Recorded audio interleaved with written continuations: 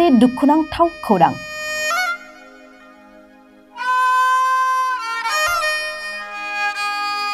मिथिंगायारि खैफोदजों अबथिरायै जिउ गोमाबाय सासे बर' सुबुङा।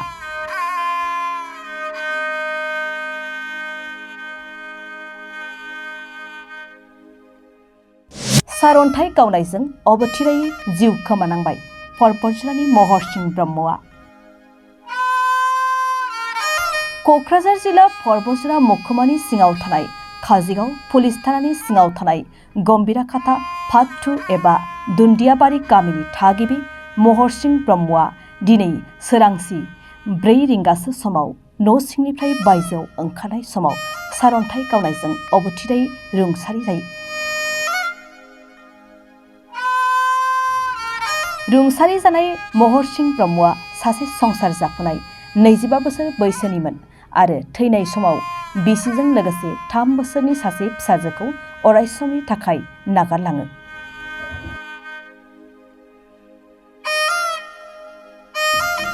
जाथायनि बागै मिन्थिनानै काजिगाव पुलिस थानानि बिबानगिरि बगरिबारि सार्कोल मावख' लोगोसे मेजिस्ट्रेटआबो खौरां लाफैदों आरो थैनाय महरसिं ब्रह्मनि गोथै देहाखौ पस्टमर्टेम खालामनो थाखाय क'क्राझार देहा फाहामसालियाव दैथायहरो।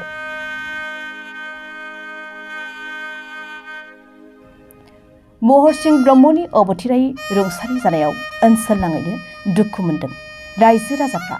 लोगोसे जायगानि रायजो राजाफ्रा सरकारखौ अनसुंथाइ हेफाजाब होनो थाखाय खावलायहरदों। दिनै जाथायनि बागै बुंनांगौब्ला जोबोद दुखुनि बिसय जाबाय। मा खालामनो, बे दुन्दियाबारि दिनै थांनाय दानि सोरांफा माफा बिदिनो 4टासो समाव मोनसे वज्र गावनाय जादों। दा बे वज्र गावनायाव मा खालामनो, नैबे न'खरनि महरसिं ब्रह्म बे आयंआ मा खालामो, अबथिरा बैसोआ बारा जायाखैमोन, 25 बोसोरल' जादों। दा बियो अबथिरायै गोमालांनांगौ जानानै फैबाय। दा बेहाय गासिबो रायजो राजा जों दुखु मोनबाय। मा खालामनो, दासो मानसिया संसाराव हाबदोंमोन। दा बेखौ दिनै फुङाव रायजो राजा गासिबो ज' खौसेनि गेजेरजों दिनै नोंसोरनि मिडियानि गेजेरजोंबो जोङो प्रकास खालामनो हाबाय। दा मा खालामनो, मानसिनि जिउ गासिबो इसोरनि लीला। बेखौ आरो न'खराव साबैसे दङ बिसिनि न'खर? बेनि न'खराव मा खालामनो, बिमा बिफानिफ्राय आलादा जानानै बे न'खराव बियो बिसिजों फिसाजों बेनिफ्राय दङमोन आरो गथ' दं सासे, बिदिनो 10 मासनि 10 माससो जाबाय आरो 10 मास। सरकारनिसिम मा खावलायगोन बे समाव? दा सरकारनिफ्राय जाय हक बेबायदि अबस्था जानायाव आं सरकारनिफ्राय आंनि फालरफ्रा माबाफोर अनसुंथाइबो मोननानै माबाफोर होयोब्ला जोबोद गोजोननाय मोनगौमोन आङो। रायजो फालरफोरा बा आंनि फालरफोरा आं बेखिनिखौनो बुंनानै नोंसोरनि अमर सिंआ बे समाव बाहेरायाव ओंखारदोंमोननो। दा न' सिङाव थानाय जायाखै। मा खालामनो, मानसिया बाहेरायाव ओंखारनायावनो बै मोनसे न'खरावबो मोनसे जाथाय जादों।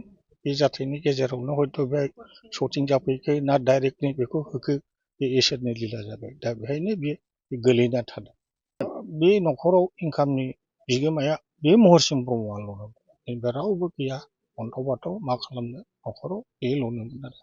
दा आं बेखिनिखौनो बुंनानै आं नोंसोरखौ आदर खालामनानै बेहाय হয়, আজি এটা অতি দুৰ্ভাগ্যপূৰ্ণ খবৰ যে আজি আমাৰ কাজিগাঁও থানাৰ অন্তৰ্গত কাজিগাঁও গাঁৱত আমাৰ কাজিগাঁৱৰ নিবাসী শ্ৰী মহৰসিং ব্ৰহ্ম চান অফ বুদ্ৰা ব্ৰহ্ম, তেখেতে আজি ৰাতিপুৱা 4টা বজাত যেতিয়া নিজ ঘৰৰ পৰা সন্মুখৰ ফালে যেতিয়া ৰাতিপুৱা তেখেতে প্ৰস্ৰাৱ কৰিবলৈ ওলাই আহিছিলে, আৰু সেইটো সময়তে আমাৰ যি বিজুলী ঢেৰেকনি মাৰি আছিলে, আৰু বিজুলী ঢেৰেকনিৰ ফলত তেখেতৰ প্ৰস্ৰাৱ কৰা ঠাইতে তেখেতৰ বিজুলী ঢেৰেকনিত তেখেতৰ গাত পৰে আৰু তেখেতৰ সেই ঠাইতেই মৃত্যু হয়।